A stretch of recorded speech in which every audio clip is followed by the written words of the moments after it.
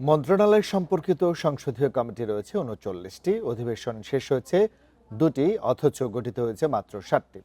এর আগে কখনোই এমনটি ঘটেনি। চিফ হুইপ বলেন, দেখে শুনে বুঝে কমিটিগুলো গঠন করা হচ্ছে, তাই সময়ে একটু বেশি লাগছে। আগামী অধিবেশনেই সবগুলো কমিটি করা হবে। তবে বিশেষজ্ঞদের মন্তব্য, মন্ত্রণালয়ের জবাবদিহি নিশ্চিতে আগ্রহী নয় সরকার। ১২ ফেব্রুয়ারি ত্রয়োদশ সংসদ নির্বাচনে জয় পায় বিএনপি। সরকার গঠনের পর ১২ মার্চ বসে প্রথম সংসদ অধিবেশন। জনগণের সমর্থন এবং সহযোগিতা চাইছি। বিধি অনুযায়ী সংসদে ৫০টি কমিটি গঠিত হয়, যার মধ্যে ৩৯টি মন্ত্রণালয় সম্পর্কিত সংসদীয় স্থায়ী কমিটি। ২টি অধিবেশন পর্যন্ত মন্ত্রণালয় সম্পর্কিত কমিটি হয়েছে মাত্র ৭টি, সব মিলিয়ে হয়েছে ১৫টি। গঠিত ৭ কমিটির একটিতেও বিরোধী দল থেকে সভাপতি করা হয়নি।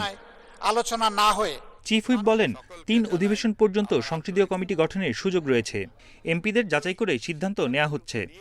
আমরা এই দুইটা সেশনের মধ্যে বক্তব্য শুনেছি, কার কোন দিকে নেক আছে, নজর আছে, কোন দিকে কারে রাখলে ভালো হবে। আমি একটা কমিটি করে দিলাম, সে কমিটি তার ইন্টারেস্ট নেই, তা সেখানে কোনো ডেভেলপমেন্ট হবে না। সেই জন্য কার কোন কমিটিতে ইন্টারেস্ট আছে, কে কোন বিষয়ে এক্সপার্ট, সেইটা বোঝার জন্য যে সময়টা লাগবে তারও তো একটা সময় দিতে হবে। সেই জন্যই ২-৩ সেশনের কথা বলা হয়। তো আমরা চেষ্টা করছি এই ২ সেশনে বোঝার জন্য যে কে কোন বিষয়ে পারদর্শী, সেই সব বিষয়ে তাকে দেওয়ার চেষ্টা করব। সংসদীয় কমিটিগুলো মূলত তদারকি ও জবাবদিহি নিশ্চিতে কাজ করে।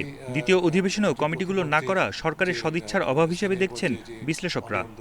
এই যে সরকার জনগণের কাছে জবাবদিহিমূলক সরকার পদ্ধতি ব্যবস্থা প্রতিষ্ঠা করার পক্ষে যেই পথে যাওয়ার কথা ছিল বর্তমান সরকার তথা বর্তমানে জাতীয় সংসদে, সেদিকে কিন্তু এই সংসদও যেতে পারছে না, সরকারও যেতে পারছে না।